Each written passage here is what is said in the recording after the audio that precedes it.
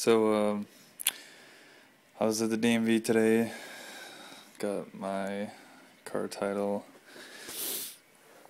in my name, transferred from the other old title.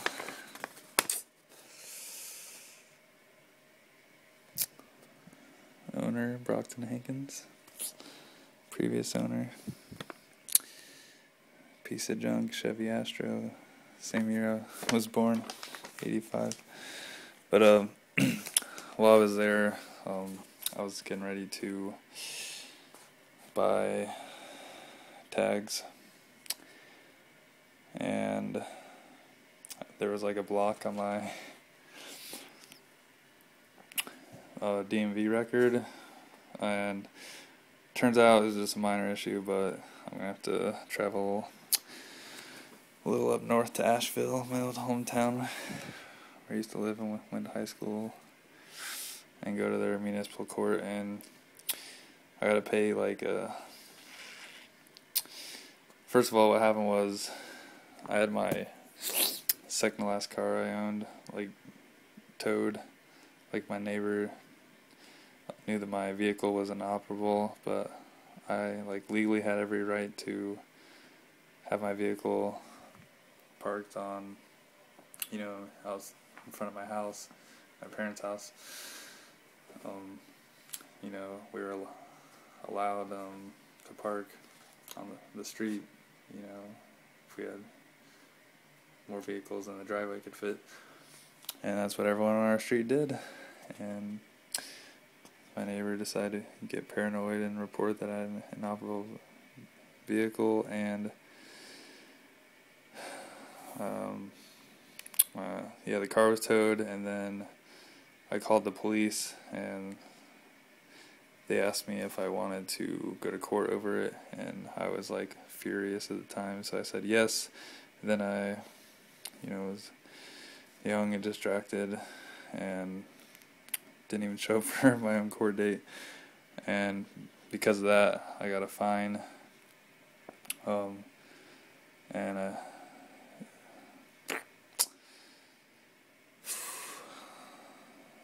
got to pay a $15, it's called a license / something or other, forfeiture reinstatement fee, and it's $15, and then it's another $15 to have the Asheville Clerk of Courts to send the info over to the DMV. Just to send a simple fax, you gotta pay $15. But anyways, that will clear my record, and I'll be able to do a last step in this buying process and get the full-time tags on the vehicle. Here's hoping it doesn't get towed in the meantime.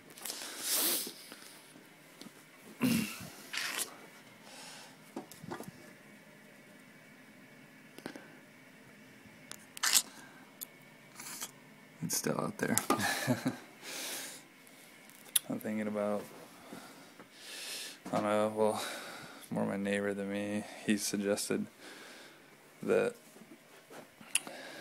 I park the van backwards so the front's showing, but because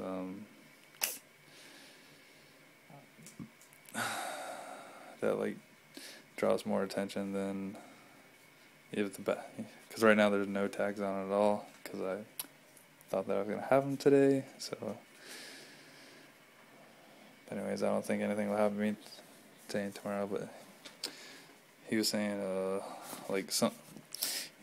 different states have different laws, so not everyone has tags on the front of their vehicle. So if a cop was driving by, they might not even pay attention or notice the front of the vehicle. But it's their job to look out for, especially the back of the vehicle. In Ohio, you gotta have front back anyway, so I don't even know if it's worth the time. 'Cause I might just draw attention to myself going out there and moving it.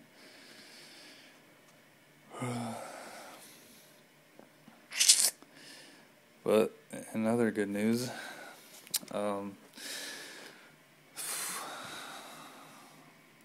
the Veteran Services Office is in the same building as what in Ohio they call the BMV, Bureau of Motor Vehicles.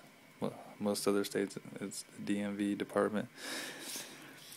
But I was talking to this lady. I was just in there asking if I could use a phone to call the main BMV headquarters because that's what the desk told me when they were like literally about to hand me my plates. They like had them right there, like, and I was about to hand them the money, and then something popped up on the computer screen. She's like, "Oh no," she's like, "You gotta take care of something," and then she gave me the phone number, and then I was sitting around thinking, and I was like they wouldn't disclose what was on my record, but after I sat around thinking all day, I remembered that I'd asked to go to court and then didn't show up for the court date. So it's not like I did anything to get in trouble, any criminal act. But what this is there's an Ohio bonus. It's actually not really an Ohio bonus, it's a veteran's bonus in general. You can get, if I get approved for this, which, I've gotten misinformation so many times, and I've gotten misinformation from the local Veterans Service Office. Like, heck, I got some misinformation today.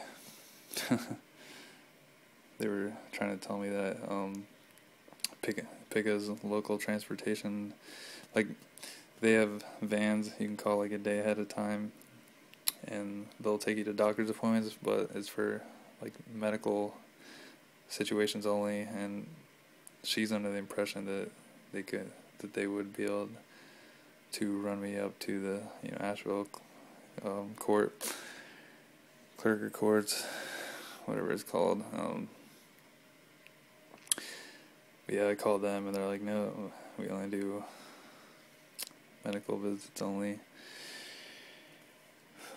So I can either find a ride or just, I'm in a lot better shape now since I'm off my beta blocker. I might get a good night's rest and just ride my bicycle out there.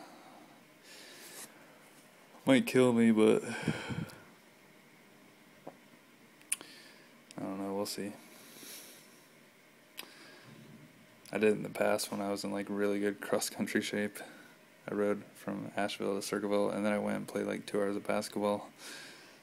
So who knows if I rode hard, so maybe if I take my time, it won't be so bad.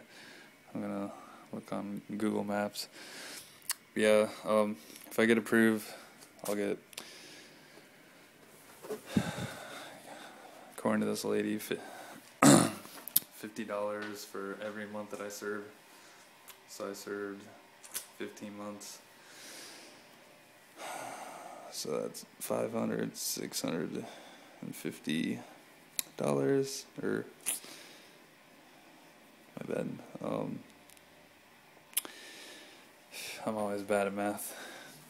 500 would be for 10 months, plus another 100 is 600 for 12 months. So it'd be $750 I could get a check for, which could have had this whole time, supposedly. So I'm kind of glad that things did screw up at the DMV today, because I never would have needed to use their phone, and I might have never found out about this program and applied for it. But it's not a guarantee.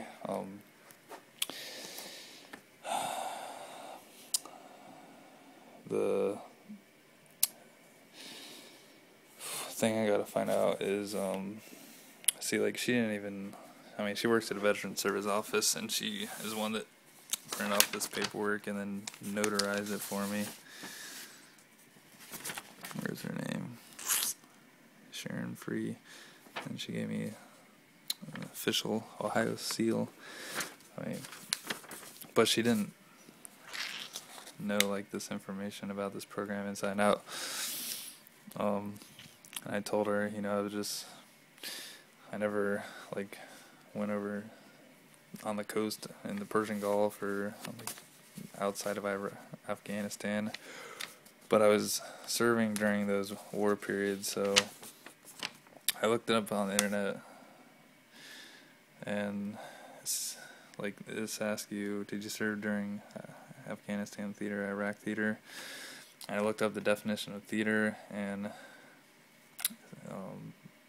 according to the website I went to, it looks like I did, so put my dates of service, because there wasn't any other places for, like,